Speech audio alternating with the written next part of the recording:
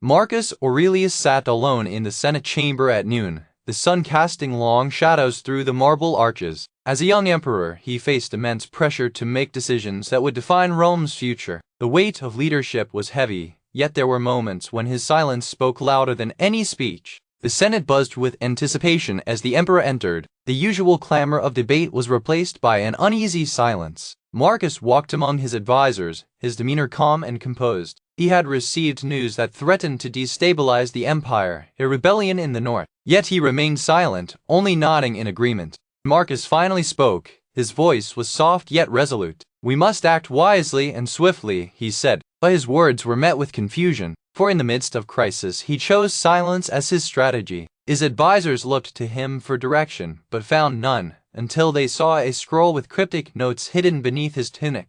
The next morning, Marcus led the Senate. He spoke little but made decisive choices. The rebellion was crushed with minimal bloodshed, thanks to his strategic silence. His advisors began to understand, sometimes, speaking is not as effective as doing. Years later, Marcus faced another crisis. This time, he was writing his meditations during a war campaign. The words poured out of him, but not as a speech to the Senate. They were private reflections on life and leadership. In his solitude, silence gave way to clarity. One day, while out on patrol, Marcus came across a group of soldiers arguing loudly about tactics. Frustrated by their bickering, he stepped forward but said nothing. Instead, he stood silently among them, modeling the quiet strength that had guided him through every crisis. The soldiers fell silent and listened to his example. Their arguments ceased as they saw their emperor practicing what he preached, leading by quiet strength. Marcus returned to his writing, reflecting that true leadership sometimes lies in the absence of words. As emperor, Marcus Aurelius understood the paradox of silence. In a world where speech was power, he chose to lead through action and example rather than rhetoric.